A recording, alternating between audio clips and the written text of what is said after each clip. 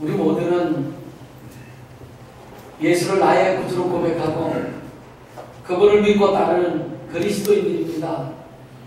그럼에도 불구하고 주님을 따르는 마음의 자세가 여러 사람들이 다 틀리죠. 천차만별이라는 것을 알 수가 있습니다. 어떤 사람은 말씀에 적극적으로 귀를 기울입니다. 그리고 한 말씀이라도 소중하게 놓치지 않으려고 메모까지 합니다. 여러 사람들은 말씀을 의심 없이 순수하게 그대로 받아들이는 그러한 분들이에요. 그리고 들은 말씀을 삶에 실천하려고 몸부림치는 삶에서 많은 결실을 맺는 분들이죠. 말씀을 들으면 들을수록 인격이 자꾸 변화됩니다. 성품에서 성령의 열매를 많이 맺어나갑니다. 그들은 때를 얻든지 못 얻든지 말씀을 다른 사람들에게 증거하려고 노력하고 늘 그 말씀을 삶에 적용하여 살려고 실천하려고 애를 쓰고서, 그런데 반면에 신앙 경력은 화려합니다. 오래되었습니다. 그런데 신앙에 있어서 매우 소극적인 분들도 있어요. 이런 사람들은 말씀을 듣는데 열심하지 않을 뿐만 아니라 그 말씀을 삶에서 실천하는데도 전혀 관심을 갖지 않습니다. 오히려 불평과 불만이 가득한 신앙생활을 합니다. 말씀을 듣지만은 그 말씀을 삶에 적용하려고 하는 것과는 거리가 먼 삶을 살죠. 예배 시간에도 말씀을 듣는 일에는 별로 관심이 없어요. 잡생각으로 가득 차서 내가 오늘 무엇을 할 것인가, 어떻게 할 것인가, 여기에 온통 관심이 다 쏠려 있습니다. 주님을 위하여 자신을 내려놓는 그런 희생은 고사하고 다른 사람들을 충동질해서 그 사람들의 신앙마저도 흔들리게 만드는 그런 분들이 있어요. 그뿐만이 아니죠. 이런 사람들은 늘 자기중심적이고 비판적이고 부정적입니다.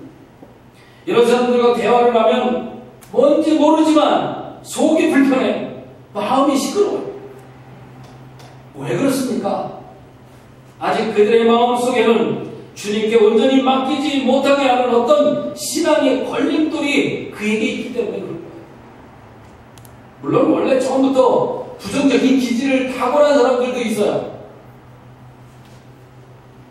그런데 무엇보다 마음의 상처가 걸림돌이 되어서 그 마음을 짓눌리고 있기 때문에 그런 일이 벌어집니다.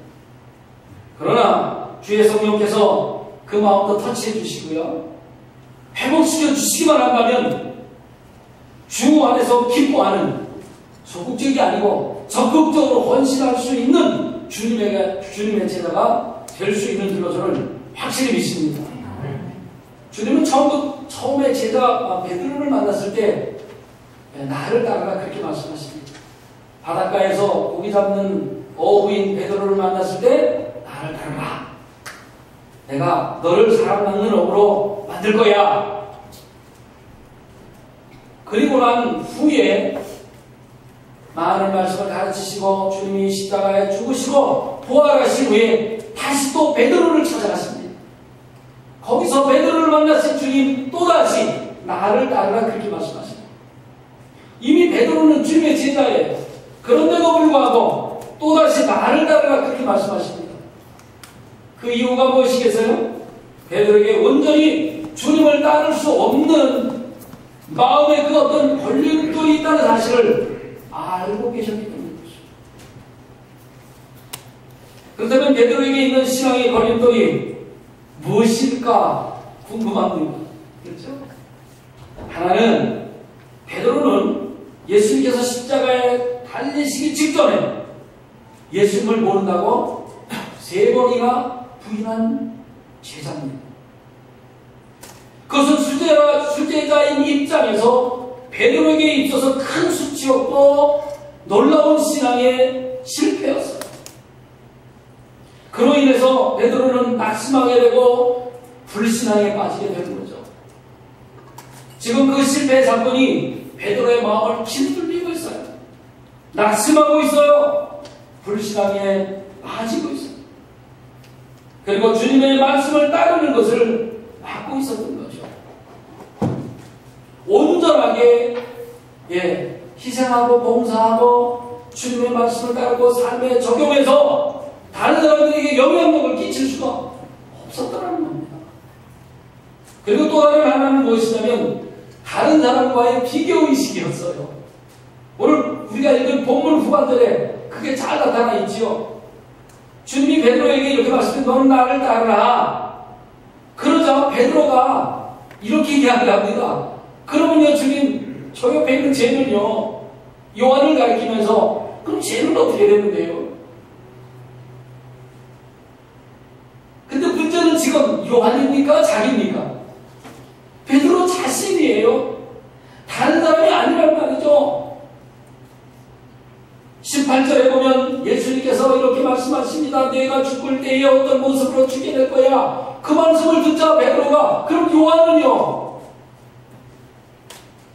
남이 아니고 지금 내 문제가 문제입니다.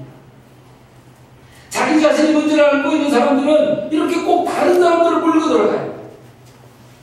나에게서 어떤 문제가 있다는 사실을 발견하고 그것을 제거하려고 노력해야 되는데 그게 아니라 꼭 다른 사람들을 물고 들어가. 쟤는요. 본인의 영적 상태와 하나님과의 관계를 살펴서 그 관계를 회복하려고 노력해야 한다 그 말이에요. 그런데 다른 사람들에게 꼭 핑계를 내. 쟤 때문에 이래서 안 되고 저래서 안 되고 부정적으로 이야기하고 다른 사람들의 신앙만을 판단하면서 그러면 안 된다. 나는 이랬는데 저랬다라고 이야기. 그러나 우리가 알아야 할 것이 하나 있죠. 하나님 앞에서 다른 사람들의 이야기를 할 것이 아니라 바로 나 자신의 신앙을 점검하고 살펴야 한다는 사실이에요. 주님은 마태복음 7장 3절에서 이렇게 질타하시는 모습을 볼 수 있습니다. 어찌하여 내 형제의 눈 속에 있는 티를 보고 내 눈 속에 있는 들보를 깨닫지 못하느냐. 그렇습니다. 우리는 다른 사람들이 신앙이 있고 없고 얘기하기 전에 우리 자신 속에 있는 커다란 들보를 먼저 제거하려고 노력해야 합니다. 주님, 이 사람은 어떻게 될까요? 라고 베드로가 질문하는 그 질문에 주님은 야, 그게 너와 무슨 상관이 있는데 그런 거 신경 쓰지 말고 나를 따르라. 이렇게 말씀하십니다. 주님은 베드로에게 그 일에 대한 부담을 져야 할 사람은 다른 사람이 아니라 바로 너 자신이야. 이렇게 분명하게 말씀하신 거죠. 다른 사람 신앙 뭐라고 탓하지 마라. 네 신앙이나 챙겨라 그 말이에요. 주님은 저와 여러분들에게 선한 계획을 가지고 계신 분들입니다. 우리를 향한 목적이 분명하게 있어요. 각각이 다 다릅니다. 다 똑같이 뭉뚱그려서 한 목적을 딱 미션을 주지 않으셨다는 거죠. 저에게는 저에게 따른 목적이 있으시고 분명한 사명의식을 주셨어요. 또 장로님들은 장로님들 개개인마다 다른 신앙의 목적을 주셨고 분명한 어떠한 계획을 갖고 계시다는 거죠. 그리고 그 선한 목적을 쓰시려고 저와 여러분들을 불러주신 거예요. 그러나 우리들은 그 부르심에 대해서 대단히 소극적인 반응을 보일 때도 있고 의심할 때도 있죠. 그 이유가 무엇인지 아십니까? 아까 말씀드린 대로 하나는 베드로처럼 내 자신에게 있는 상처를 치유하지 못하고 회복하지 못하기 때문에 그렇습니다. 열심히 주를 따랐다고 생각하지만 결과가 어때요? 베드로처럼 나타났을 때 부인하게 되고 주님의 말씀대로 살지 못하게 되고 뭔가 죄책감을 갖게 되면 자기가 연약하여서 일어난 일이라고 생각하고 그것을 회복하고 치유할 생각을 하지 않고 결과가 베드로처럼 하나님의 말씀을 불신하게 되고 다른 사람들에게 핑계하게 됩니다. 그리고 또 다른 하나는 여전히 하나님의 일에 대한 부담을 갖고 싶지 않다는 거지요. 그냥 뒤에서 뒷짐지고 구경하는 정도로만 만족합니다. 적극적인 신앙을 가지려고 하잖아요. 내 신앙을 가지고 다른 사람들에게 적극적으로 복음을 증거하고 그리고 내 삶을 통해서 다른 사람들에게 영향력을 끼쳐야 하는 그런 삶을 살고 싶지 않은 거예요. 그냥 그런데 안주하려고 하는 사람이죠. 적극적인 신앙을 가지려고 하지 않습니다. 그런 일들은 믿음 좋은 장로님들이 하는 일이고, 믿음 좋은 안수 집사님들이 하는 일이고, 믿음 좋은 권사님들이 하는 일이라고 생각하죠. 그리고 자신은 아무 부담도 없이 평안하게 신앙생활하려고. 물론 우리가 완벽하게 신앙생활을 잘 할 수는 없습니다. 다 100% 퍼펙트 안 됩니다. 신앙생활을 열심히 하지만은 때로는 실수도 해요. 때로는 나태해지기도 하고 실패를 거듭하기도 합니다. 쓰러지고 넘어질 때도 있어요. 그때 우리들에게 드는 생각이 무엇인지 아십니까? 주님은 왜 이 일에 대해서 나에게 미리 막아주지 않았을까? 이런 일이 일어나기 전에 미리 막아주시지 않을까? 하나님 앞에 또 핑계대는 거예요. 내가 미리 적극적이지 못한 것 회개하고 그것을 회복하려고 노력을 하지 않습니다. 자기 잘못을 주님께로 돌리고 마음을 확 닫아버리는 거죠. 사랑하는 여러분, 자기 자신을 미워한다는 말이 무슨 말인지 아십니까? 내 자신을 내가 미워한다. 마음의 문을 닫는 것을 이야기합니다. 베드로는 주님의 말씀에 문을 닫고 있습니다. 왜냐하면 자신의 실패가 너무나도 죄송스럽고 수치스럽기 때문이었겠죠. 그러면서 그는 방어적이 되어버렸고 주님의 말씀에 더 이상 문을 열지 않고 지금 막 닫아버린 것입니다. 그렇지만 주님은 그런 베드로를 멀리하시거나 혹은 버리지 않으셨어요. 괘씸한 놈, 내가 너를 그렇게 케어했는데 나를 3번씩이나 배신해. 그러면서 버리지 않으셨다는 거죠. 또 찾아오셨어요. 나를 따르라. 그와는 상관하지 말고 너는 나를 따르면 돼. 주님은 베드로에게 더 가까이 오셔서 개인적으로 만나주시고 회복시켜주십니다. 베드로를 다시 부르시기 전에 믿음을 표현할 수 있는 기회도 주셨어요. 그리고 그의 상처도 어루만져 주셨어요. 우리의 신앙이 공격적이 되는 까닭이 있습니다.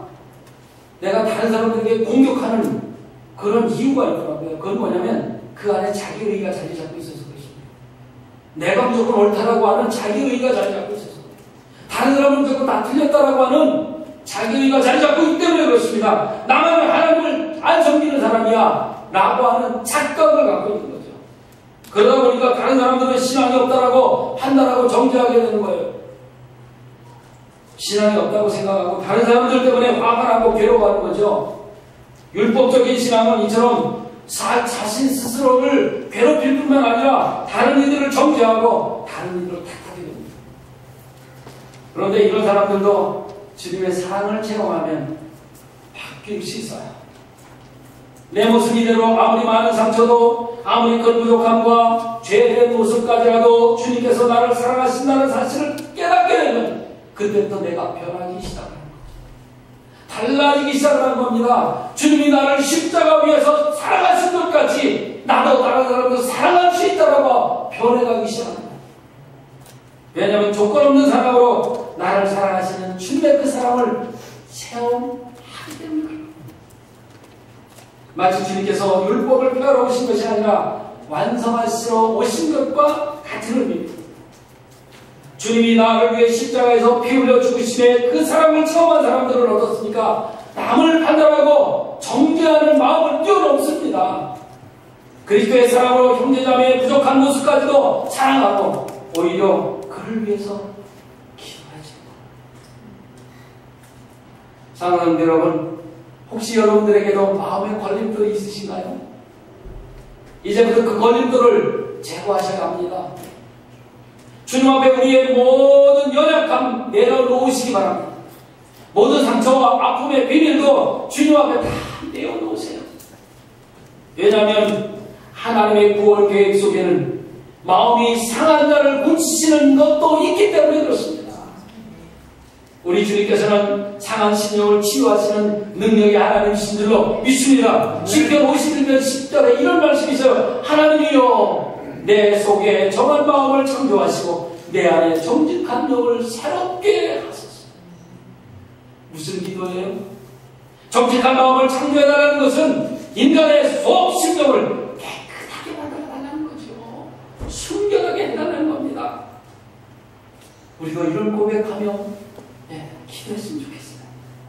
내 마음속에 순수한 마음을 주시옵소서. 남을 정죄하고 비판하는 것이 아니라 그를 위해 기도할 수 있는 순수한 마음을 주세요. 그렇지 않으면 아주 만성적인 신앙의 불거자가 될 수 있어요. 그 결과 비참할 수도 있어요. 마음의 상처가 있는 베드로에게 주님은 다시 찾아오십니다. 그러면서 그 마음을 위로해 주시고 치유해 주시는 모습을 볼 수 있습니다. 우리도 우리의 모습 이대로 주님께 나와서 다 내어놓기만 한다면 주님의 사랑으로 치유될 줄로 믿습니다. 예수님께서 베드로가 어떠한 죽음으로 하나님께 영광 돌릴 것인지를 18절에서 말씀하시자 베드로가 20절, 22절에서 이렇게 주님에게 질문을 던집니다.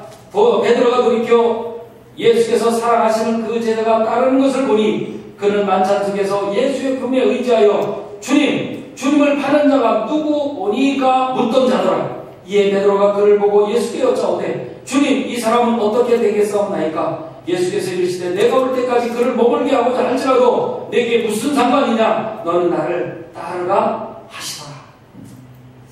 18절에서 예수님께서 베드로가 어떠한 죽음으로 하나님께 영광 돌릴 것인지를 이야기합니다. 그러니까 주님께로부터 그 말을 들은 베드로가 이런 질문을 한 거죠. 그럼 이 사람은 어떻게 되겠습니까? 바로 마지막 만찬상에서 예수님 품에 앉아서 주님, 누가 예수님을 팔 사람입니까? 라고 질문을 하였던 바로 그 사도 요한을 가리키면서, 그러면 주님, 얘는요?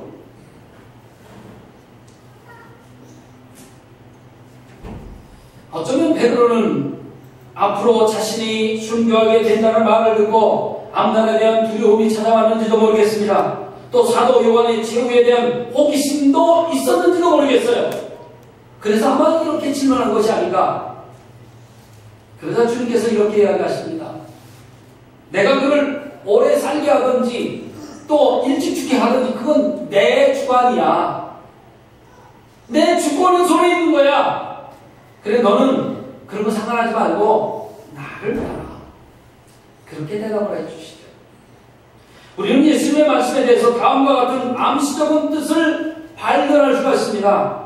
그것은 그리스도께서 사도 요한을 베드로보다 더 오래 살도록 하신다고 할지라도 베드로는 자신의 삶을 요한의 삶에 비교하지 말고 오직 그리스도께서 맡겨주신 사명을 완성하는데 더 관심을 기울여야 한다.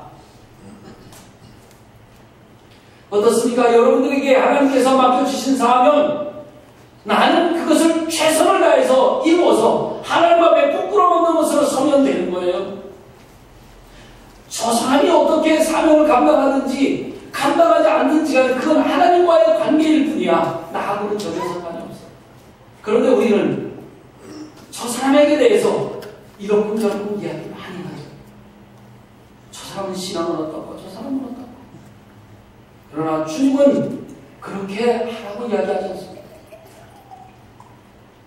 나에게 맡겨주신 사명에 더욱 신경을 써야 한다. 그렇게 말씀하십니다. 너에게 맡겨주신 사명을 더 신경 써라.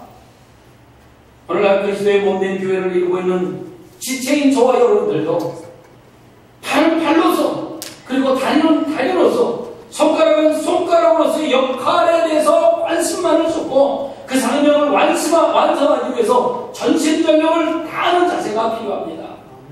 왜 다리가 제 역할을 못하고 있어? 그럴 필요가 없다는 거지. 내가 손의 역할을 맡겨주셨다면 나는 손의 역할을 최선을 다하면 되는 거예요. 그러므로 우리는 마땅히 생각할 그 이상의 생각을 품어서는 안 됩니다. 오직 하나님께서 각자에게 나눠주신 믿음의 분량대로 지혜롭게 생각하면서 처신을 해나가면 되는 거예요. 즉 주님의 말씀은 무엇입니까? 베드로 자신이 지금 이 시간 내 앞에서 책임지는 존재로 서야 한다라고 하는 것을 말씀해 주신 것이고, 다른 사람들도 각자 나름대로 내 앞에서 책임지는 존재로 살아가고 있다라고 하는 뜻을 이야기하신 겁니다. 다시 말해서 우리 남편이 하나님을 잘 믿으니까 나는 아마 덤으로 따라갈 거야. 혹은 아내가 잘 믿으니까 헌금도 많이 하고 봉사도 많이 하니까 하나님은 나를 긍휼히 여기서 나도 아마 데려가실 거야. 그럴 수 없다는 뜻입니다. 사람들은 하나님 앞에서 각자 자기 자신의 결단을 내려야 한다는 뜻이에요. 하나님과 나와의 관계지 다른 사람들의 관계는 아니라는 것입니다. 우리는 단지 그것을 돕고 협력할 뿐이고요. 기도해 줄 뿐이에요. 말씀은 아주 재미있는 사실을 우리들에게 하나 소개해 주면서 끝을 맺고 있습니다. 내가 올 때까지 그를 머물게 하고자 할지라도 주님이 베드로에게 하신 이 말씀이 와전되었죠. 아마 그 당시에 와전됐던 것 같아요. 아마 많은 사람들이 아마 사도 요한은 주님이 오실 때까지 죽지 않는가 보다 이렇게 오해를 했던 것 같습니다. 그래서 지금 요한은 그 말씀을 해명하고 있는 거예요.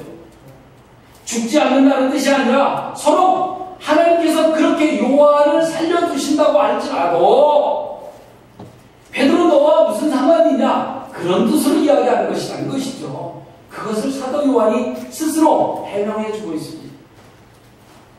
사랑하는 성도 여러분, 오늘 본문의 말씀에서 우리가 생각해야 할 것은 주님은 우리에 대한 선한 계획을 가지고 계시다는 것이에요. 각자 개개인에게 선한 계획을 가지고 계시다는 거죠. 뭉뚱그려서 한꺼번에 이렇게 계획을 가지고 계신 것이 아니에요. 각자 모두에게 선한 계획을 따로따로 갖고 계십니다. 그것은 말씀을 믿고 따르는 삶을 통해서 우리 각자에게 향하신 하나님의 뜻대로 사용하시겠다는 뜻이겠죠.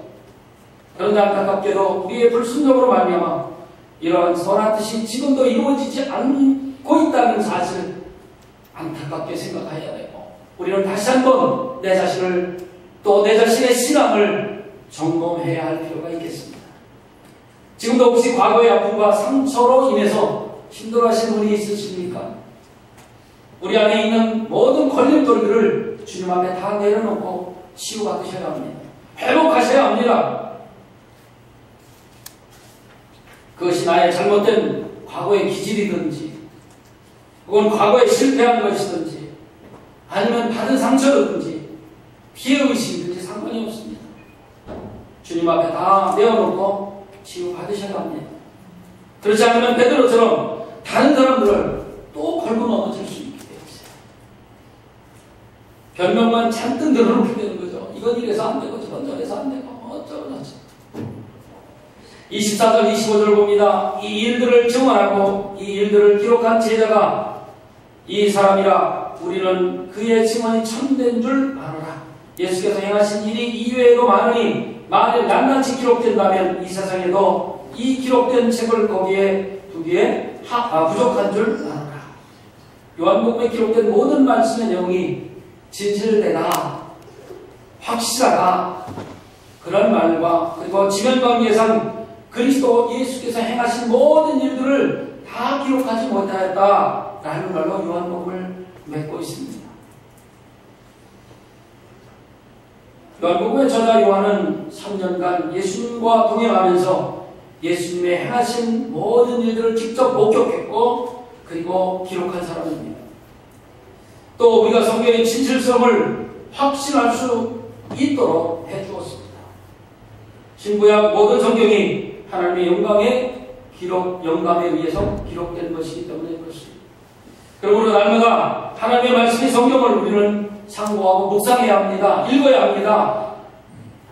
그리고 그 말씀을 우리의 삶에 적용해서 내가 잘못한 것을 회개하고 책망하면서 회복시켜야 되고 의로 교훈하기에 부족함이 없도록 삶에서 신선해야 할 것입니다.